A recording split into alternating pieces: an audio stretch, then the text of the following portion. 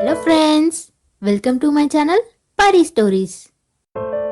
Fairy ల్యాండ్లో మరుసటి రోజు లైరా ఉదయాన్నే నిద్రలేచి ఏరియల్తో మాట్లాడుతుంది. లైరా ఏరియల్తో ఇలా అంటుంది. హే ఏరియల్, గుడ్ మార్నింగ్. నీకు ఫెయిరీ ల్యాండ్లో మొదటి రోజు నిద్ర బాగా పట్టిందా? ఇదిగో ఈ ఫ్రూట్స్ తిను. ఇవి ఫెయిరీ ల్యాండ్లో స్వచ్ఛంగా పండించిన పండ్లు. ఇవి తింటే నీ శక్తులు ఇంకా పెరుగుతాయి. తిను.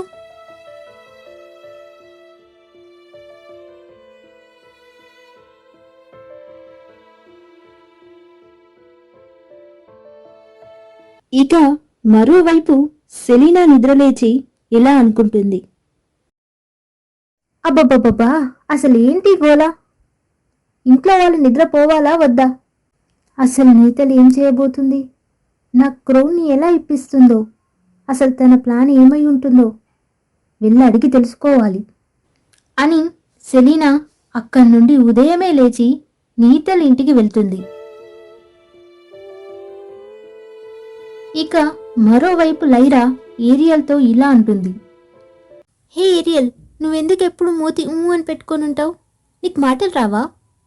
అప్పుడు ఏరియల్ లైరాతో ఇలా అంటుంది. నాకు మాట్లాడడం వస్తుంది. మరెందుకు నిన్నంతా నువ్వు మాట్లాడలేదు? నువ్వు గ్యాప్ ఇస్తే కదా. లొడలొడలొడ వాగుతుంటే నేనెక్కడ మాట్లాడేది? ఓ, ఐఎమ్ సారీ. It's okay. నీకు చాలా పవర్స్ ఉన్నాయి కదా, నువ్వు ఏం చేయగలవు? నేను ఏమైనా చేయగలను, కావాలంటే అడుగు. నాకు ఆకాశంలో క్లౌడ్స్ మధ్యలో ఆడుకోవాలని, అక్కడి నుండి ప్రపంచాన్ని చూడాలని కోరికుంది. చేస్తాను. అప్పుడే గాలిలో ఒక క్లౌడ్ వస్తుంది. లైరా ఆ క్లౌడ్ పైకి ఎక్కుతుంది. ఆ క్లౌడ్ ఆకాశంలోకి ఎగురుతుంది. అప్పుడే ఏరియల్ తన శక్తులతో మేఘాల మధ్యలో ఒక భవనాన్ని నిర్మిస్తుంది. అది చూసి లైరా చాలా సంతోషిస్తుంది. అప్పుడు లైరా ఏరియల్తో ఇలా అంటుంది. నాకు ఈ చోటు చాలా నచ్చింది. వావ్, నాకు గాల్లో ఎగరాలనిపిస్తుంది. నిజం చెప్పనా, నేను నా జీవితంలో ఇంత సంతోషంగా ఎప్పుడూ లేను. చాలా థ్యాంక్ యూ ఏరియల్. దీనికేనా? ఇది జస్ట్ శాంపుల్. రేపటి నుండి మన ఫ్రెండ్షిప్ చరిత్రలో నిలిచిపోబోతుంది చూడు. నీకు ఇంకేమైనా కావాలంటే చెప్పు.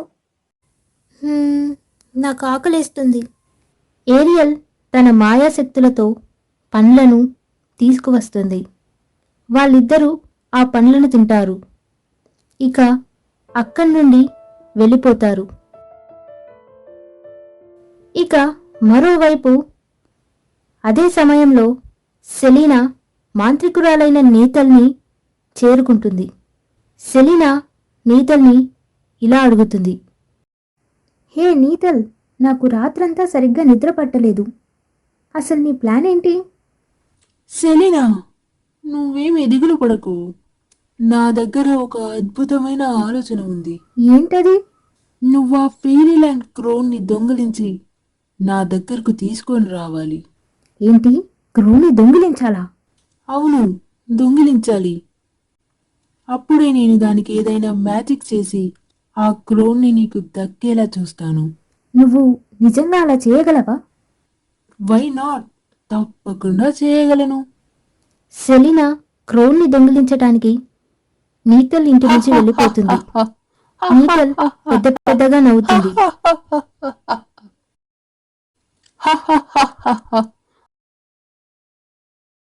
ఇక మరోవైపు అదే సమయంలో లైరా ఫెయిరీల్యాండ్ చేరుకుంది. లైరా తన బెడ్రూమ్లో ఏరియల్తో ఆడుకుంటుంది.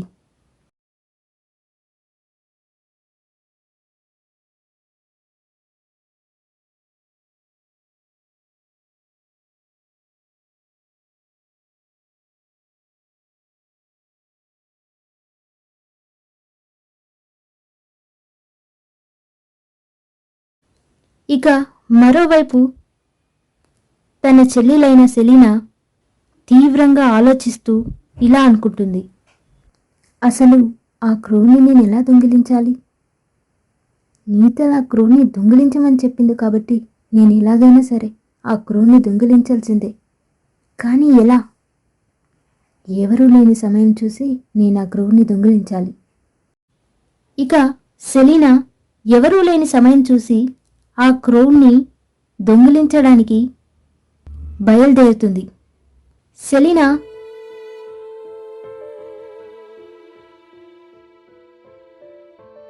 ఆ క్రోన్ దగ్గరికి వెళ్ళి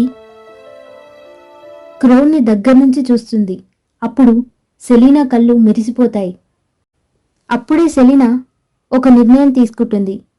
తను ఎలాగైనా ఆ క్రోన్ని సొంతం చేసుకోవాలనుకుంటుంది. ఇక సెలీనా ఆ క్రోన్ని దొంగిలించి తన బెడ్రూంలోకి తీసుకెళ్తుంది. తన బెడ్రూంలోకి తీసుకెళ్లి ఆ క్రోన్ని తన తలపై ధరిస్తుంది. ఆ క్రోన్ని తన తలపై ధరించి సెలీనా ఇలా అంటుంది, ఎస్ ఎస్ ఊ నేను క్రోన్ని దొంగిలించేశాను. ఇక ఈ క్రోన్ నా సొంతం.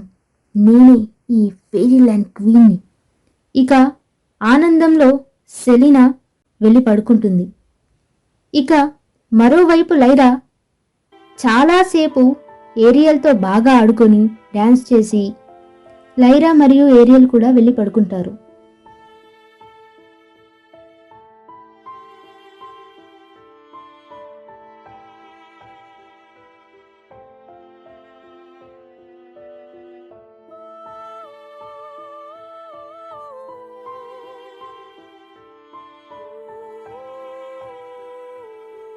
ఈ కథ మీకు నచ్చినట్టయితే like, share and subscribe the channel. ఈ రోజుకి ఇక సెలవు. మళ్ళీ రేపు ఫెయిరీల్యాండ్లో కలుద్దాం. Bye bye.